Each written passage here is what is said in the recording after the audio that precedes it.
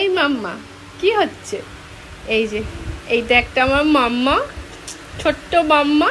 আর একটা পাপাকে ঘরে ঘুম পাড়িয়ে রেখেছি, তাই তো। আর এই একটা আমার ছোট্ট স্বপ্ন।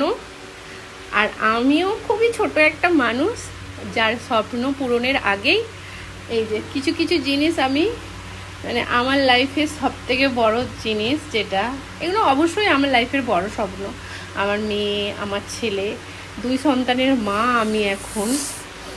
এই স্বপ্নটা পূরণ করতে গিয়ে আর একটা মনের মধ্যে যে স্বপ্ন ছিল, নিজের কাজ, নিজের একটা পরিচয় হবে, নিজে এমন কাজ করব সবার মুখে মুখে, হয়তো সবার না হলেও কিছু কিছু মানুষের মুখে মুখে আমার নাম থাকবে, বা এটা জানবো যে হ্যাঁ আমি একটু হলেও কাজ করি বা ভালো কাজ করতে জানি।